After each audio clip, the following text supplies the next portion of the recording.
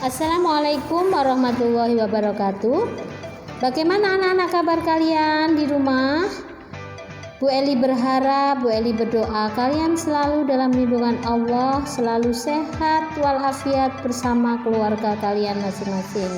Jangan lupa anak-anak tetap rajin beribadah di rumah, sholat 5 waktu, jangan lupa sholat duha, tetap jaga kesehatan dengan makan makanan yang bergizi, tidak keluar rumah jika tidak penting, selalu memakai masker, physical distancing, dan istirahat yang cukup.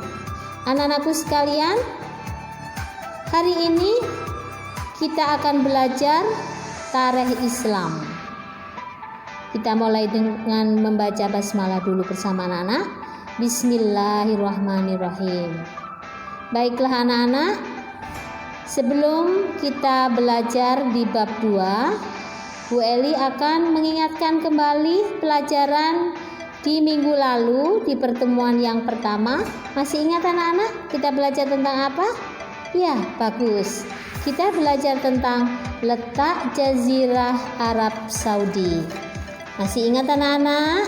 Jazirah Arab sebelah barat dibatasi oleh Laut Merah dan Gurun Sinai. Bagian timur dibatasi oleh Teluk Arab dan sebagian besar negara Irak. Sedangkan bagian utara dibatasi oleh negeri Sam dan sebagian kecil negara Irak. Untuk bagian selatan dibatasi Laut Arab yang bersambung dengan Lautan India. Nah, itu letak Jazirah Arab. Keadaan alam Jazirah Arab Saudi, anak-anak, sebagian besar terdiri dari Gurun Sahara, yaitu padang pasir yang sangat luas. Ada wadi. Wadi itu apa anak-anak?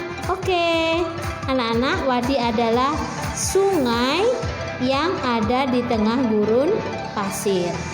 Oasis apa anak-anak? Ya, sumber air di tengah gurun pasir yang dikelilingi oleh banyak tanaman. Ada Rub al-Khali. Di Arab Saudi juga terkenal sebagai penghasil tambang minyak yang sangat besar di dunia.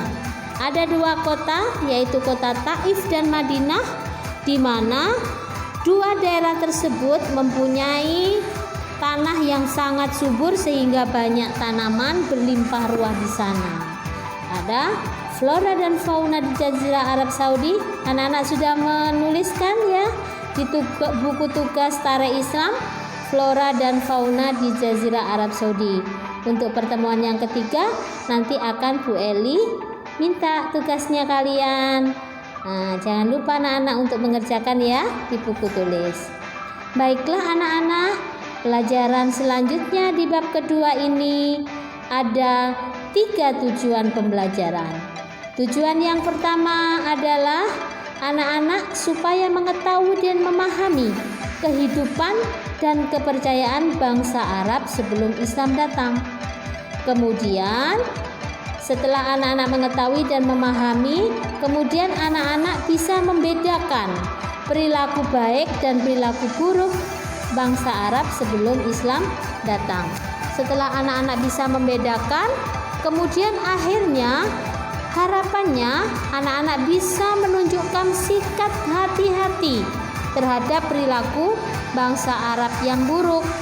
Jadi anak-anak harus hati-hati, tidak boleh menirunya. Begitu anak-anak. Apa saja perilaku baik dan buruk akan kita pelajari selanjutnya. Baiklah anak-anak, kita akan belajar tentang kehidupan bangsa Arab. Kehidupannya bangsa Arab itu bagaimana? Anak-anakku sekalian,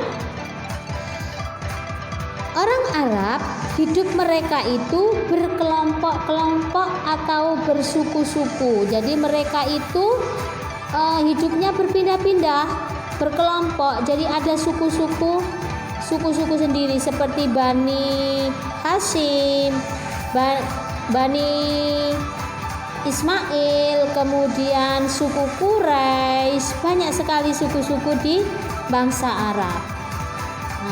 Karena mereka hidup bersuku-suku, mereka juga hidupnya berpindah-pindah. Jadi mereka itu suka mengembara, dia suka mencari tantangan baru, pergi ke daerah yang lain, dia buka daerahnya, hiduplah suku di sana, kemudian nanti pindah lagi, seperti itu. Jadi mereka hidupnya berpindah-pindah. Karena mereka hidup bersuku-suku, sehingga seringkali mereka itu menganggap sukunya itu paling bagus sendiri di antara yang lain. Begitu, sehingga terjadi persaingan antara kabilah yang satu dengan kabilah yang lain. Tetapi anak-anak, ada sisi baiknya yang dilakukan bangsa Arab, kehidupan bangsa Arab, yaitu mereka suka bermusyawarah. Jika ada perselisihan di antara mereka, maka mereka tidak main hakim sendiri, tetapi mereka duduk bersama untuk bermusyawarah. Tempat bermusyawarahnya namanya Darun Nadwah.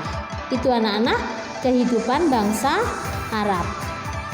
Untuk selanjutnya adalah kepercayaan bangsa Arab. Jadi tadi kita sudah mempelajari tentang kehidupan bangsa Arab, sekarang kepercayaan bangsa Arab. Anak-anakku sekalian, kepercayaan bangsa Arab itu yang pertama, sebenarnya ada sebagian bangsa Arab yang mereka itu mengikuti dakwah Nabi Ibrahim. Sebelum Nabi Muhammad, anak-anak kan ada Nabi Ibrahim, Nabi Ismail, dan banyak nabi-nabi yang lain ya. Dan sebagian besar ada yang mengikuti dakwah Nabi Ibrahim. Dari mereka itu menyembah Allah Subhanahu wa Ta'ala. Tetapi ada suku orang Arab yang mereka itu mempercayai tidak kepada Allah, tetapi kepada ahli nujum dan peramal. Mereka itu mempercayai ahli nujum dan peramal. Peramal itu seperti dukun, anak-anak, orang yang merasa dia itu tahu apa yang akan terjadi di kemudian hari. Misalkan, besok tahun 2025 akan terjadi kiamat. Orang itu menganggap dirinya itu tahu, padahal yang maha tahu itu hanyalah Allah. Mereka percaya ahli nujum. Ahli nujum itu orang yang mengaku dia mengetahui rahasia sesuatu yang gaib, yang tidak bisa dilihat di masa mendatang, dengan meramal bintang dan planet. Misalkan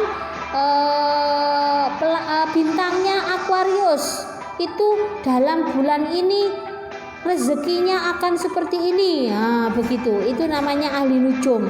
Orang yang menganggap mengetahui masa yang akan datang dengan meramal bintang atau planet. Yang selanjutnya adalah mempercayai animisme dan dinamisme.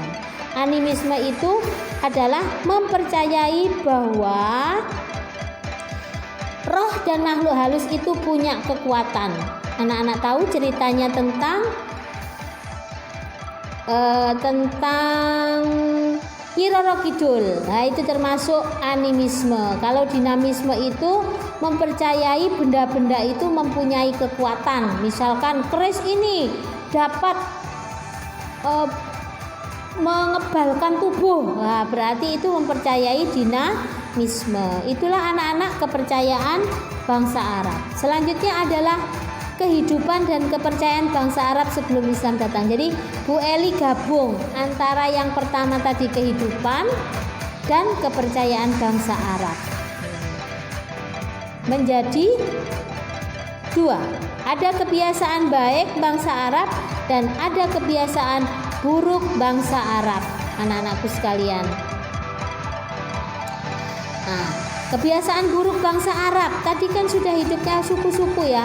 Akhirnya karena saling mengunggulkan sukunya, akhirnya terjadi sikap iri dan perang karena sama-sama membela sukunya masing-masing.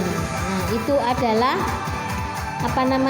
kebiasaan buruk bangsa Arab. Untuk kebiasaan baiknya Bu Eli berikan contoh, mereka suka menghormati tamu. Jika ada tamu yang datang ke rumahnya, orang Arab itu sangat menghormati dengan memberikan jamuan yang sangat memuaskan, atau yang dia punyai apa itu diberikan kepada tamunya. Kemudian kebiasaan baik yang kedua adalah mereka suka bermusyawarah. Jadi jikalau ada permasalahan, mereka duduk bersama untuk menyelesaikan permasalahan tersebut. Itu anak-anak, itu kebiasaan baik. Kebiasaan buruknya tadi karena dia mengunggulkan sukunya, sehingga dia menganggap suku itu yang lain itu jelek. Sehingga jika ada suku yang lebih baik, dia mempunyai sikap iri hati. Nah itu ya. Jadi kebiasaan bangsa Arab diantaranya suka bermusyawarah dan suka menghormati tamu. Kebiasaan buruknya, mereka suka berperang antar suku dan mempunyai sifat iri hati. Selanjutnya, ini adalah tugas kalian anak-anak untuk mencari dan melanjutkan tugas yang Bu Eli berikan, yaitu kebiasaan baik dan kebiasaan buruk bangsa Arab. Banyak sekali.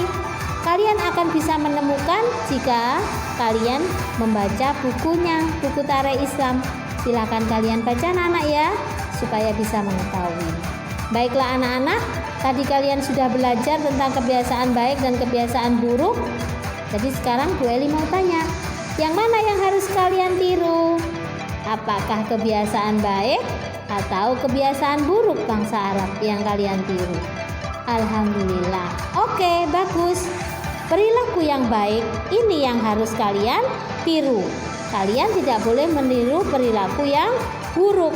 Tidak boleh mempunyai rasa iri, tidak boleh suka cekcok dan lain sebagainya.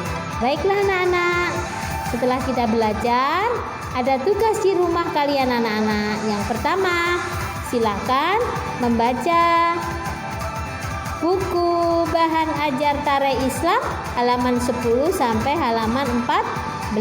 Setelah itu kalian tulis di buku kebiasaan baik dan kebiasaan buruk yang sudah Bu Eli contohkan, ada 2 tadi. Silakan kalian lanjutkan sebanyak mungkin. Silakan kalian tulis di buku Tarikh. Tugasnya tidak usah dikirimkan, tetapi nanti pada pertemuan yang ketiga, insya Allah nanti Bu Eli akan bertemu kalian melalui Zoom.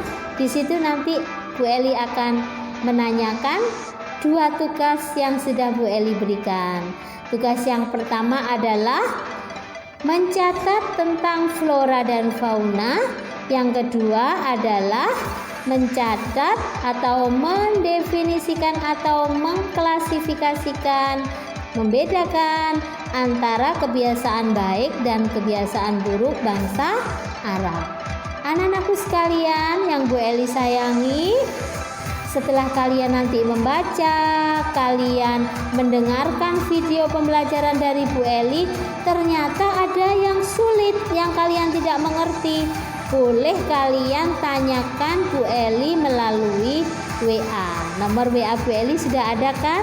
Sudah punya anak-anak. Baik anak-anak, Bu Eli akhiri pembelajaran hari ini. Selamat belajar anak-anak yang hebat. Semoga Allah senantiasa memberikan kalian kemudahan. Bu Eli akhiri. Sekian, terima kasih. Kita baca hamdalah bersama-sama.